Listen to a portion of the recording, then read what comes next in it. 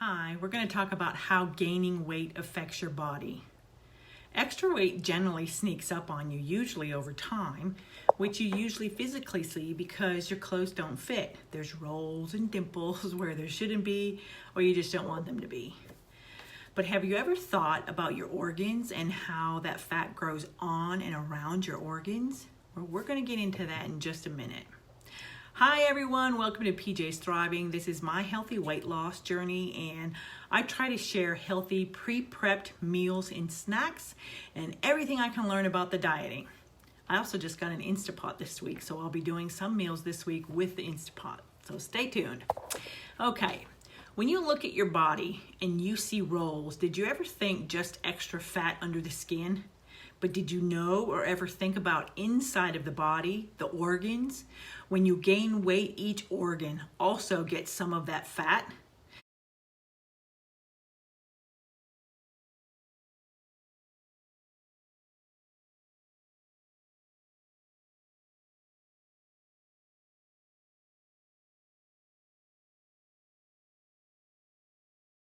This particular fat that's around your organs is called visceral fat, and it is this fat that gets in the way of your body's natural metabolism and hormones. And the more fat there is, the slower your body digests the food that you eat, so the more you gain weight.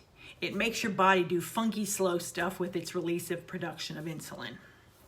The slower the food that goes through you, then the more resistant your body becomes to your insulin, which your body needs to help regulate your body's sugar levels naturally. And that's where the type 2 diabetes comes from. So have you ever wondered, what does sleep apnea have to do with weight gain? Well, it's that fat buildup on the inside of your throat, your neck, up on the inside. So when you're laying down, it closes off some of the throat and causes you to snore. It actually cuts off your oxygen.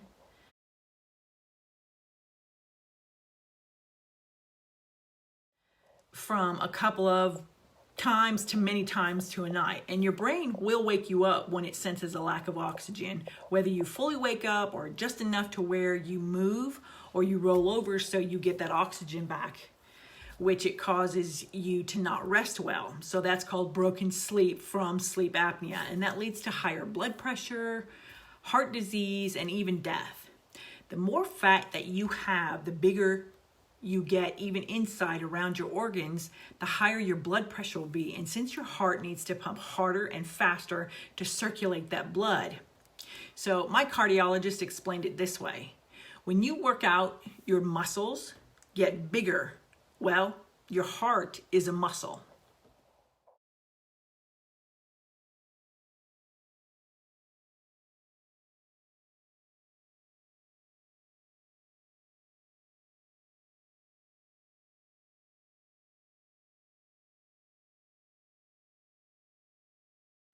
The more your heart has to work because of blood pressure and sleep apnea, things like that, the bigger that muscle gets. And the bigger your heart gets, the faster the blood tries to flow through it. Your heart is like a double pump. The right side pumps blood to the lungs where it picks up the oxygen, and then it returns it to the left side of the heart, which pumps the blood and oxygen to the rest of your body.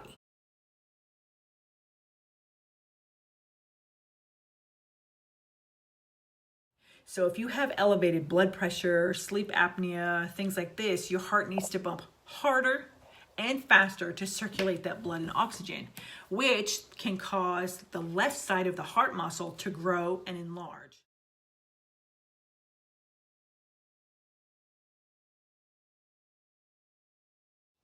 The more junk and high bad fat you eat and fast food, the higher the cholesterol goes, which can also deposit in your arteries and clog up your heart with plaque.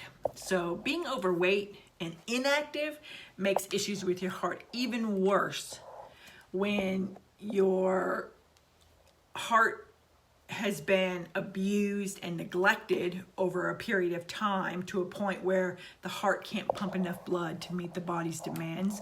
The increase in the left muscle is called cardiomyopathy. It just means that the O2 demand is greater and that your organs are not getting enough oxygen, which also causes slight buildup of fluid in your body.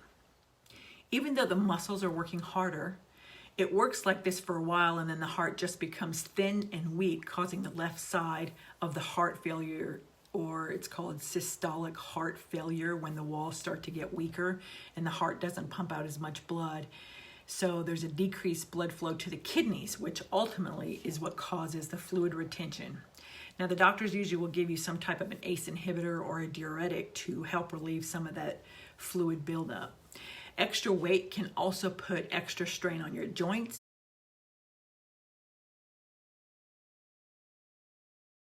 and bones, including the back, and even swelling. Pain is very common in bigger people because of the extra strain on the spine and the nerves.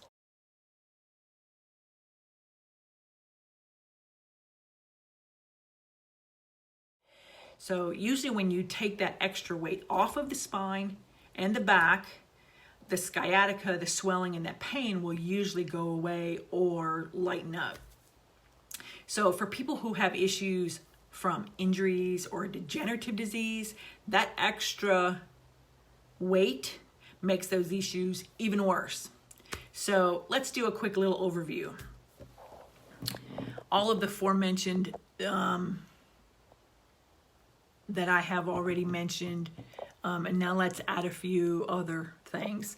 So being obese raises your risk of stroke, increases your risk of heart attack, sleep apnea, gastroesophageal reflux disease, liver disease, gallbladder disease, type 2 diabetes, kidney failure, certain cancers, infertility issues, joint pain, weakened muscles and bones, depression and anxiety. Then there's also skin fold rashes, discolorations, and yeast infections, vitamin D deficiencies, hormone levels are off, and headaches. There's a lot more that being overweight and obese can cause your body to go through besides what I've mentioned. I went into more detail on some of these things that I have also more personal experience with. My thyroid is underactive, so I'm on thyroid medicine. I have vitamin D deficiency. Vitamin B levels are low, and I'm on prescription injections for vitamin B. I'm on blood pressure medicine. I'm on cholesterol medicine. I'm on a heart medicine. I'm on hormone replacements because my estrogen and testosterone were way out of whack and way too low. I have disc degenerative disease, and I also have spinal stenosis in the neck and in the lumbar. In the lumbar, I've had a herniated disc and a cracked vertebrae in 2 separate places, which are now just about healed. So there's a lot of issues and things that make it harder for me to do some physical things because of the stenosis, which is the narrowing of the spinal sac, which limits what I can do. Even at times, just walking really hurts. I have severe sleep apnea, where I stop breathing at least 45 times a night. I use a machine that helps regulate my breathing at night. Now, because of all the strain that's on my heart, the left side of my heart is slightly enlarged. It has been for 3 to 4 years. I've also been put on a medicine because it does this funky thing where it's called mitral valve regurgitation.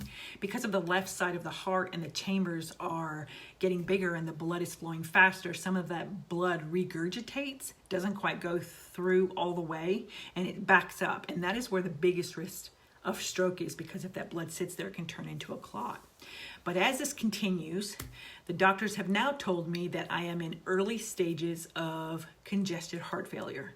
So I have to get some of this weight off and a lot of my issues will go away. But right now we're at the point where my heart has been beating so hard, so fast for so long on the left side of the wall is actually starting to get weaker. And that's where the fluid in my feet, my legs are coming from. So now I have to reevaluate how I'm doing with my weight loss. My calorie intakes need to get a little more restricted, and I'm going to have to get a lot stricter.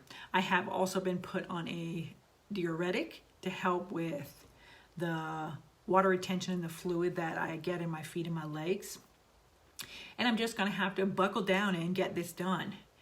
You know, before when I heard about my heart, it was a little enlarged. It's a muscle, you know, when I lose weight and things get back, oh, it'll go away. Well, I'm at that danger point now that if I continue to keep going the way I have been, that it might not get better. So I really have to buckle down and get strong now and push through even some of the pain from the back and the stenosis, because it's more important that I get the weight off. And the pain will get less. And once my body is not in such a big strain with the heart, that heart will be able to relax and will start getting back to where it should. It may take a little while for that to happen, but it will take that extra strain off of my heart.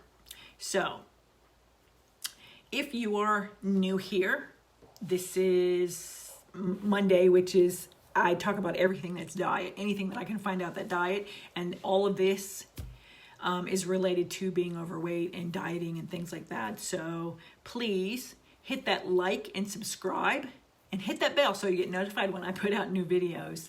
If you are returning, thank you very much for watching and supporting. I really appreciate it. And once again, people, please, we're in a time where your mask, it saves you and the people that are around you. So please, please, please don't forget, put your mask on. Have a great week, guys, and stay safe. Bye, everybody. See you in a few days.